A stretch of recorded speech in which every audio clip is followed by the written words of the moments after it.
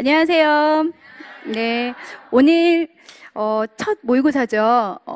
여러 가지 느낌이 있을 것 같습니다. 그래서 선생님들이 이제 오늘 계기로 5번 정도 이제 저희가 모의고사를 치르잖아요. 그럼 이제 모의고사 진행이 어떻게 되는지는 앞에 이제 공지사항 저희 조교 선생님이 말씀을 했겠지만 잠깐만 이제 점검을 하고 들어가 보도록 할게요. 날짜를 오늘 강의계획 혹시 받으셨죠? 예, 강의계획 모의고사 안내 해당하는 거 예, 받으셨으면 잠깐 체크를 한번 해보도록 할게요.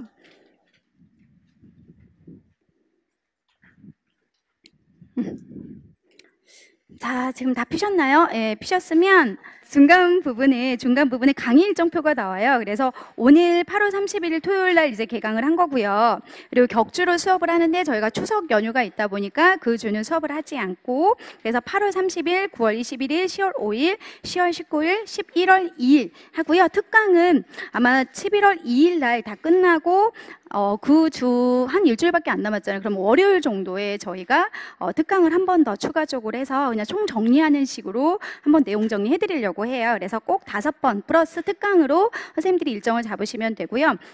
그리고 저희가 일반 초등하고 그 다음에 일반 유아 문제가 있잖아요. 그런데 이제 일반 초등 같은 경우는 특히 이제 백구팀에서 문제를 제공해 주시고 그리고 해설 자료도 배부를 해주셨지만 해설 강의도 해주신다고 하셨어요. 그런데 토요일 날 일반 초등을 또 수업을 하다 보니까 그걸 매번 와서 해주시기가 좀 어려워서요. 격주로 와서 이제 해주시기로 했거든요. 그래서 날짜를 체크를 해보시면 9월 21일, 10월 19일 그리고 11월 2일은 두 분 다 이제 오셔서 해주기로 하셨는데 9월 21일에는 1주차, 2주차가 되는 거잖아요. 그 주에 해당하는 예체능 문제만 선생님들이 이제 구자경 선생님이 오셔서 해설 강의를 해주시기로 했고요. 그때 이제 백승기 선생님은 지도서 일반 초등 뭐 특강이 또 있으시다고 하더라고요. 그래서 시간 배분이 어려워서 일단은 구자경 선생님이 1류에 봤던 예체능계 관련된 문제만 해설해 주시기로 하셨고요.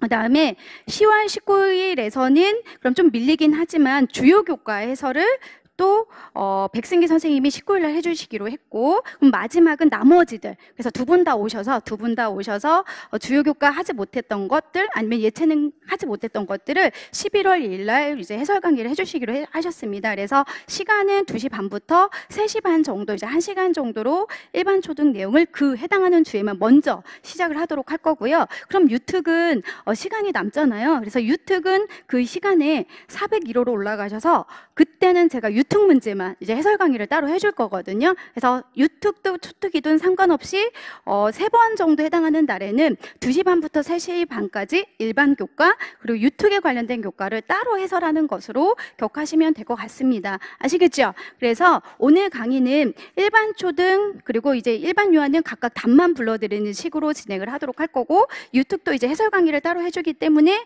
유특도 이제 답만 불러드리는 것으로 할 거예요. 그러다 보면 결국 공통적인 것은 특수교육학 해설만 위주로 저희가 진행을 하도록 할 거고요. 그리고 실제적으로 저희가 이제 지금은 내용이 이론 설명의 강의는 아니기 때문에 이거의 의도는 이겁니다라고 해서 정답만 체크하는 식으로 해서 7, 8월 문풀보다는 해설하는 시간을 굉장히 이제 짧게 하도록 할 거고요. 그리고 오늘 제가 쭉 채점을 해보니까 채점했던 건 저는 이제 교직연수를 채점하고 왔거든요. 근데 실제적으로 생각했던 것보다 강의를 많이 안 들으셨구나. 제가 문자로 혹시라도 모의고사를 처음 본 분들은 미래 직인강에 어떻게 하면 답안을 작성할 수 있는지 그 요령을 한번 꼭 들어보시라라고 만리를 해드렸는데 제가 보니까 많이 그거를 강의를 수강하지 않은 분들이 있는 것 같아요. 그래서 새로 바뀐 거라든지 글의 흐름이라든지 아무튼 그랬습니다. 그래서 결론적으로 만약에 그것까지 시간이 되게 우리는 5번이긴 하지만 돌아오는 건 눈 깜짝할 사이에 또 시험 보고 막 이러기 때문에 그것까지 여유가 안 되신다면 앞으로 저희가 이제 4주 동안 채점하고 쭉 이제 석차까지 올려드릴 건데 그 중에 가장 이제 시험 잘 본 선생님들의 모범 답안을 샘플링으로 해서 저희가 복사를 해드릴 거예요. 그러면 정말 시간이 없는 분들은 교직 논술을 연습을 하실 때 그 모범 답안대로 순서대로 처음 한 칸 띄고 그 다음에 먼저 뭐 첫째, 둘째 이거 활용하는 부분을 그냥 똑같이 그렇게 연습을 하시는 걸로도 좀 효과적인 방법이기도 할 것 같습니다. 그래서 실제적으로 답안을 이렇게 좀 작성을 해야 되는 연습이 왜 중요하냐? 결국 내 답이 여기 있다라고 표현을 해줘야 되는 거잖아요. 있잖아요. 그렇다면 노출을 적극적으로 시켜야 되는데 글씨도 짧고 뭐 애매모호하게 쓰시면 그걸 찾기가 굉장히 힘듭니다. 그래서 오늘도 쭉 채점을 해보니까 문맥은 맞는데 핵심 키워드가 많이 빠진 게 있어요. 그러면 핵심 키워드라고 하는 건 결국 내 생각으로 시험을 쓰는 게 아닌 거잖아요. 책대로 외운 사람, 즉 책에 근거한 것으로 채점이 매겨지기 때문에 선생님들이 주술 관계라든지 좀 더 적극적인 피드백보다는 항상 지금의 마무리는 핵심 키워드가 들어가는지 안 들어가는지, 그 핵심 키워드라는 건 결국 책대로 쓴 사람과 그렇지 않은 사람으로 합격과 불합격이 나눠지는 거구나라고 하는 걸 이제 상기를 시키면 되고요. 이 말을 하는 이유는 계속 그걸 자신의 말로 이렇게 풀어서 해석해서 쓰시는 분들이 굉장히 많더라고요. 그런 시험이 아닌 거잖아요. 그렇죠? 예, 그래서 절대 쓰라는 것만 쓰시면서 답안 연습을 꼭 하시면 좋을 것 같고요.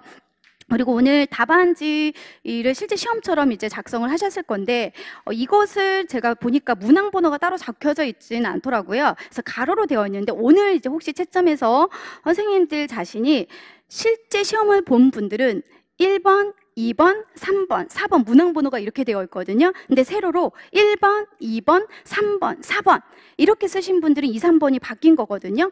그러면 이제 점수가 다 없거든요. 그래서 실제 시험대로 선생님들이 번호도 이제 안내는 안 될 죠. 예, 그래서 약간은 저희가 첫 주라 여러 가지 오류가 있을 수 있겠으나 그럼에도 불구하고 실전처럼 연습하려고 여기 왔으니까 채점을 할 때 답안지는 1번, 2번, 3번, 1번, 2번, 3번, 4번으로 제시가 되어 있고요. 오늘 저희가 했던 답안지처럼 이렇게 가로로 있지는 않아요. 그래서 항상 그 문항 번호에 맞춰서 연습하는 습관이 중요한 거니까 선생님들이 두 번째 시험을 보는 날에는 꼭 답안의 번호도 확인하면서 제대로 옮겼는지 아닌지도 확인할 필요가 있다라고 보시면 될 것 같습니다. 그래서 어차피 오늘부터 채점이 들어가니까 혹시라도 이렇게 세로로 이렇게 쓰신 분들은 정답과 상관은 없이 그냥 다음에 실수하지 말아야지라고 하는 것으로 좀 이제 넘기시면 좋을 것 같고요. 그리고 첫 번째, 두 번째, 세 번째 실제 해보니까 처음에는 굉장히 집중해서 작성을 하셨겠지만 마지막 교시에서는 약간은 집중력이 흐려지는 경우가 있을 거예요. 근데 실제 합격과 불합격 그 마지막 교시에 집중력에 따라서 실수하느냐 실수하지 않느냐에 또 점수의 차도 굉장히 있잖아요. 그러니까 선생님들이 쉬는 시간이 너무 길어 뭐 이렇게 생각하지 마시고 앞으로 내가 이 남은 시간이 있다면 실제 시험에서 어떤 걸 가지고 공부할 건지 그걸 좀 찾아보는 시간이거든요. 그래서 꼭 그 시간 배분해서 연습을 맞춰서 하도록 하시고 개인적으로는 절대 답안지를 바꿀 생각하고 이렇게 연습을 하는 방법은 좋지 않은 것 같아요. 깔끔하게 쓰고 좋게 쓰는 것도 너무 중요하지만 저희는 실제 그걸 연습하려고 온 거니까 이왕이면 답안지를 바꾸지 않는 형태에서 실제 시험지에 답을 이렇게 옮기는 거, 그러면 결국 시험지에 답을 정확하게 좀 핵심 키워드를 쓰고 옮기는 것만 해야 되지 쓰면서 지우고 그리고 그것을 바꾸고 이러면 시간이 굉장히 촉박하고 그게 이제 또 내가 실수를 했을 때 교체를 하다 보면 당황해서 잘못 옮기는 경우도 분명히 있거든요. 그러니까 그거를 반드시 연습할 필요가 있을 것 같긴 합니다. 그리고 실제적으로 이제 또 2주에 한 번씩 하다 보니까 시간이 많이 남았네 라고 생각을 할 수가 있겠으나 그 시간에 선생님들이 또 공부를 하시라고 제가 작년 강의를 이제 인강으로 올려드렸잖아요. 그래서 직강생 분들은 직강생 전용관에 가시면 작년에 8주 동안 했던 강의를 들을 수 있을 거예요. 그래서 꼭 일주일에 한 번의 연습을 하실 필요가 있을 거고 교직 논술도 유초 아니면 유아 초등 따로따로 냈지만 그냥 선생님들이 잘 모르더라도 최소한 일주일에 2번 정도씩은 쓰는 연습이 필요하거든요. 그래서 반드시 그거를 연습을 할 필요가 있을 거고 또 저희가 유초이다 보니까 공통적인 것도 있고 사실 분리되는 영역이 있잖아요. 하지만 저는 제 나름대로 유특 문제 따로 내고 초특 문제를 특수교육학도 따로 내는 이유는 실제적으로 보면 섞어서 시험에 활용이 된다는 거죠. 그래서 작년 같은 경우도 유특에 냈지만 초특에 실제 시험 문제가 나온 것도 있고 초특에 냈지만 유특에 실제 시험 문제가 나온 것도 있고 그래서 저도 제 나름대로는 유특은 유특 교수님이 유특 시험지만 볼 것 같고 초특은 초특 시험지만 볼 것 같으니 이걸 교차로 내면 저희는 이제 어떻게 나오든 방어막을 할 수 있는 그런 차원이니까 난 초특이니까 초특만 들을 거야 유특이면 이렇게 생각하시는 것은 적절하지 못한 것 같습니다. 그래서 꼭 작년 강의를 수강을 하실 때도 유특 강의에서 들었던 것들이 은근히 생각나서 또 쓸 수 있는 배경 지식들이 있으니까 꼭 선생님들이 격주의 2주 강의 그래서 계획을 잘 설계할 수 있도록 하시면 좋을 것 같고요. 그리고 저희가 시험 다 끝나고 이제 2차 강의가 있는데 그 2차 강의는 아직은 잘 안 들어올 거예요. 근데 잠깐 이제 공지를 해드리면 7, 8, 90 이제 패키지 안에 살 수밖에 없는 건 이제 학원 강의실이 그렇게 여의치가 않다 보니까 일단 좁였고요. 그리고 인강생 선생님들한테도 사실은 문풀모고 패키지는 이렇게 혜택을 드려야 되나 왔다 갔다 하는 이 시간도 사실 직강생 선생님들은 애쓰고 있는 차원에서 이제 인원은 문풀모고 패키지 안에서만 2차를 무료 피드백으로 하는 것으로 일단 미리 공지를 했고 혹시라도 이제 선생님들께서 2차로 생각하시고 오는 분들은 작년에 보고는 사실은 직강만 들어도 2차를 해드렸거든요. 그런데 일단 공지를 했기 때문에 스터디 운영이라든지 직강색으로 참여하는 것들은 문풀모고에 한해서 이제 계속 해드릴 거고요.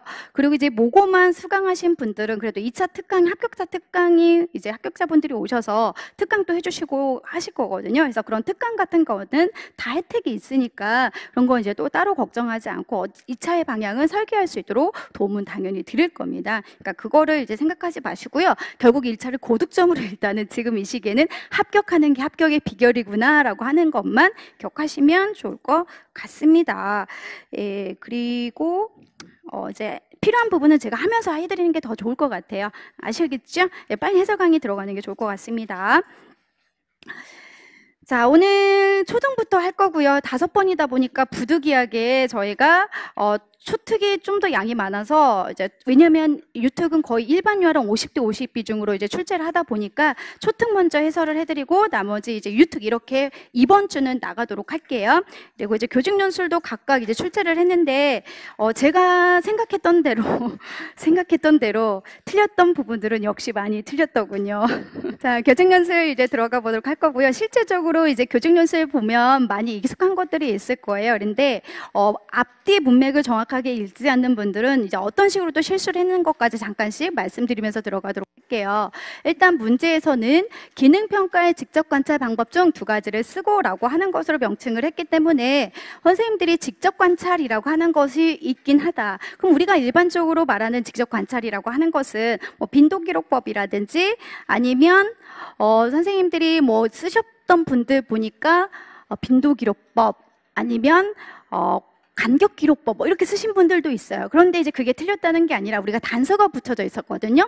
기능평가라고 하는 것이 있기 때문에 기능평가를 하기 위해서는 선행사건, 기능 후속 결과에 대한 자세한 정보를 알 수 있는 것으로 가셔야 됩니다. 그래서 흐름은 대표적으로 저희 책의 기능평가의 5가지 방법으로는 3점도도 있고 ABC 관찰기록지 아니면 ABC 건목표, ABC 관찰기록지, 일화기록 그리고 ABC 관찰 기능 평가지 이렇게 관찰치 이렇게 5가지 정도가 있는데 중요한 건 이미 실제 시험 문제가 작년에 언급이 되었기 때문에 유특에서 ABC 관찰 기록지에 장점을 쓰라고 하는 문제도 있었었고 그리고 초등 같은 경우는 산점도의 목적을 쓰라는 말이 결국 장점, 효과적인 이유 똑같은 말인 거잖아요. 그래서 저 나름대로는 이것에 관련된 2가지에 해당하는 방법, 산점조를 쓰든지 그리고 문제 행동의 발생의 뭐 시간대를 알든지 ABC 관찰 기록지라고 해서 쓰시고 뭐 구체적인 정보 아니면 선행 사건, 기능 후속 결과에 대해서 알 수 있다, 문제 행동을 유지시키는 변인을 알 수 있다 이런 것들은